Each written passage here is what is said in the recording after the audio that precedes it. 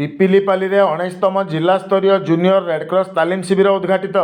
सूचना अनुसार आज अपराह्न 3 घंटा समय सुवर्णपुर जिला स्तरीय रेडक्रॉस शिक्षा और तालीम शिविर पिपिलीपाली स्थित विश्वभारती चिंतन शिक्षा निकेतन ठारे उद्घाटित हो जाइछि।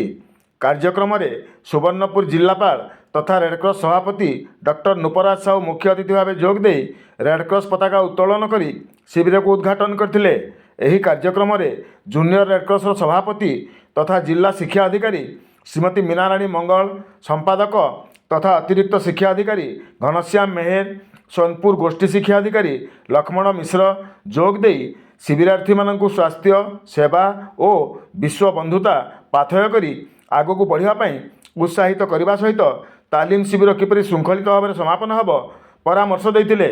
उलुंडा पंचायत समिति डिग्री महाविद्यालय अध्यापक देवाशीष पांड्या मुख्य वक्ता भाव में जोगदे रेडक्रॉस मुख्य उद्देश्य पिलांकु बुझाइबा सह किपरि निज जीवन में उपयोग करने को परामर्श देते। सुवर्णपुर जिला रेडक्रॉस उपसभापति गतिकृष्ण मिश्र अतिथि मानक परिचय प्रदान करथिबा बेले junior Red Cross officer Ravindra Pasayat शिविर उद्देश्य ज्ञापन करथिले। अतिथि मानक द्वारा जूनियर रेडक्रॉस मुखपात्र उत्सर्गर शुभ उन्मोचन होइतिला।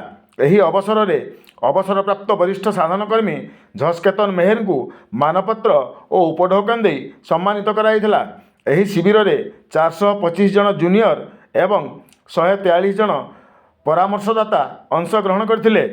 शिविर परिचालन में बीसीसी गोपेश पंडा, विश्वनाथ पाणिग्राही, पवित्र बारिक, निमेयचरण मल्लिक, विजय पंडा, वैकुंठनाथ नायक, साधनकर्मी चंद्रशेखर महापात्र, हृषिकेश डांग, तपस्विनी दास, हृषिकेश चांद, जगदीश दास, लोकनाथ ठेला प्रमुख सहयोग करथिले।